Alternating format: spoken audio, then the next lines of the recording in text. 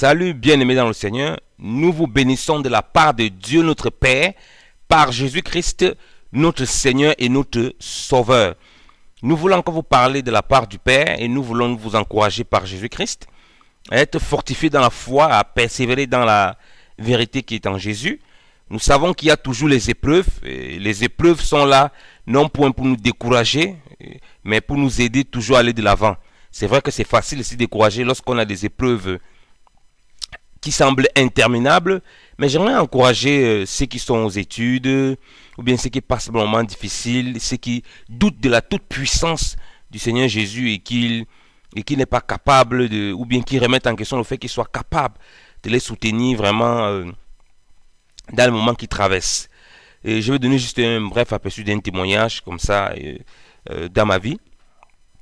En 2008, quand j'étais encore à l'école d'ingénieur, j'avais eu au second semestre à rater une matière qui était très importante.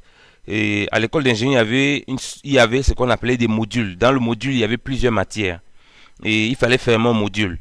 Mais j'avais fermé le module, sauf que la matière, je l'avais loupée. Et la période où j'avais loupé, j'étais très malade. J'avais eu des petits soucis de santé. Et quand ma santé s'est remise, je me suis inscrit pour le rattrapage parce que je ne voulais pas que cette matière reste non validée dans ce module. Bien que le module, je l'avais déjà acquis. Je me suis inscrit donc pour la session de rattrapage qui s'est passée en juillet.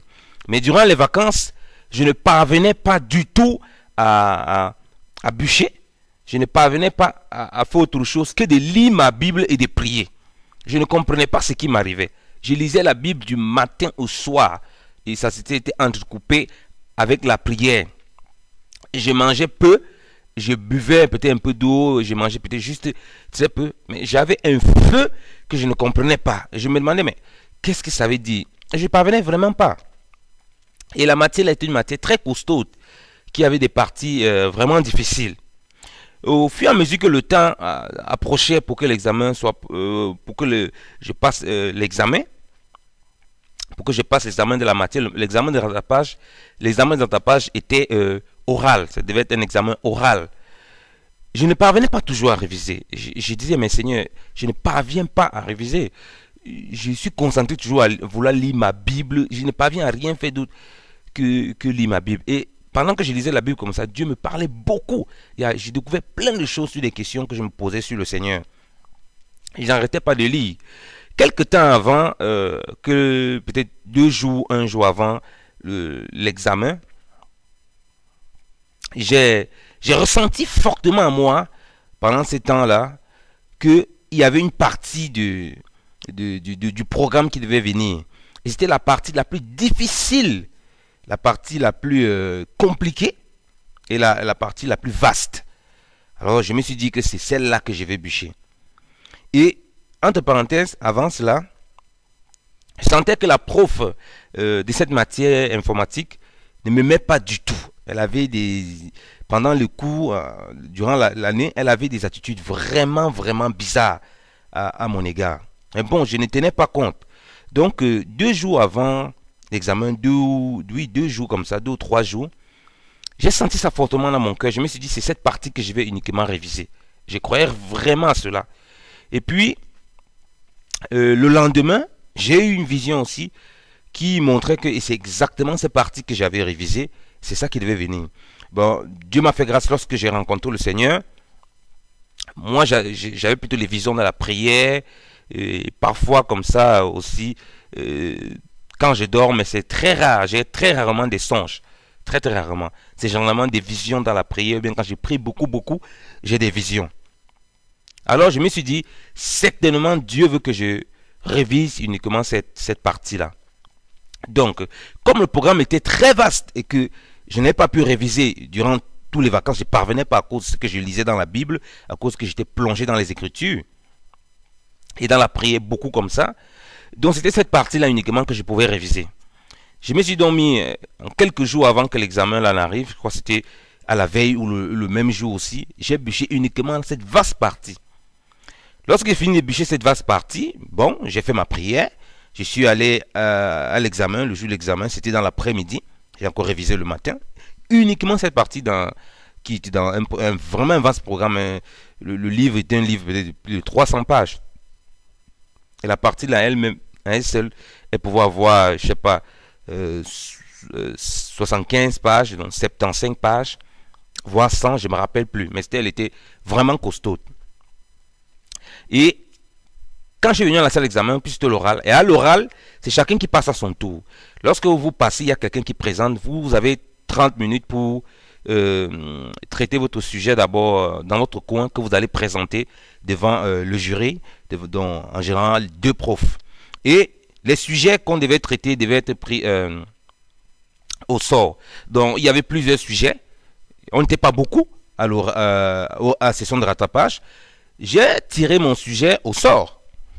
Quand c'était à mon tour, je suis allé m'asseoir pour préparer mon sujet avant de le présenter, le défendre.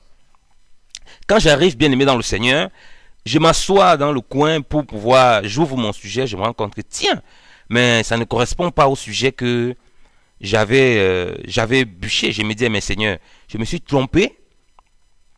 Qu'est-ce qui s'est passé? Mais pendant ce temps, bien aimé dans le Seigneur, la prof, ma prof, puisqu'il y avait un jury, mais la prof qui me donnait un jury il y avait un prof aussi d'un autre, du même cours, mais d'une autre classe, il était là. Ma prof, qui avait un problème avec moi, je ne sais pas pourquoi, en tout cas, elle avait une dent, une haine, je ne sais pas, il y a quelque chose qui s'est manifesté, en tout cas, qui n'était pas bon, qui venait d'elle.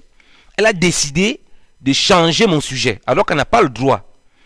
Et puis l'autre prof est en train de contester que non, il a déjà choisi son sujet, il ne faut pas lui donner. Non, non, elle a décidé de changer mon sujet pour me donner le sujet le plus difficile. Donc elle faisait ça pour me clouer. Elle m'a donné la partie la plus difficile, donc j'avais mon petit papier là. Elle est venue, elle m'a dit remettez-moi votre sujet. Je lui ai remis le sujet. Comprenez bien qu'elle n'avait pas le droit, puisque mon sujet, je l'avais pris dans la liste des sujets qui étaient à prendre au sort. Donc je pouvais choisir comme ça au bol mon sujet. Je l'avais pris là. Elle n'était plus censée me donner un autre sujet. Mais elle avait le sujet là à côté qu'elle avait prévu, elle avait calculé, me clouer avec. Donc, quand elle est venue me donner ce sujet, elle a repris l'autre sujet. Elle m'a donné effectivement, bien aimé dans le Seigneur, ce que moi, j'avais révisé uniquement. Et la partie la plus difficile. Et les questions là, c'était les questions exactement que j'avais bûché dans tous les sens. J'ai travaillé mon sujet, je suis allé après, j'ai fait ma présentation orale, j'ai bien défendu, bien aimé dans le Seigneur, ça s'est passé nickel, ça s'est passé tout bien. J'ai rendu grâce au Seigneur après ça. Elle était muette durant la présentation, elle n'avait rien à dire. L'autre prof qui me posait des questions, parce qu'elle n'en revenait pas, elle ne croyait pas peut-être que je pouvais m'en sortir dans cela. Donc tout ça pour vous dire, bien aimé dans le Seigneur, que vous devez toujours faire confiance au Seigneur. Et j'avoue que ce n'était pas facile, mais j'ai fait ce pas de foi. Je n'avais pas laissé l'étude de ma Bible, c'est clair, j'étais poussé par le Saint-Esprit. Je ne vous demande pas de vous jeter n'importe comment, mais de discerner la volonté du Seigneur, de ne pas baisser les bras sur tout, quelles que soient les difficultés que vous traversez. Si peut-être vous êtes au boulot, il y a un collègue qui vous persécute, si peut-être vous avez un problème de santé, si vous attendez le Seigneur il vous visite, sachez que le Seigneur est tout puissant, il est capable, ce que les gens veulent vous faire comme mal, de prendre le mal pour le transformer en bien. C'est ce qui s'est passé avec Joseph et ses frères. Ses frères l'ont vendu, croyant se débarrasser de lui, mais ils l'ont mis exactement où Dieu voulait qu'il soit. Donc les gens peuvent chercher à vous faire du mal, vous détruire avec des mauvaises paroles, vous détruire avec de la calomnie, mais ils peuvent aussi vous mettre où Dieu veut que vous soyez, afin qu'il se glorifie dans votre vie. Que le Seigneur vous bénisse abondamment. Soyez encore encouragés dans la foi, persévérez dans la vérité en Jésus-Christ. Soyez bénis. Amen.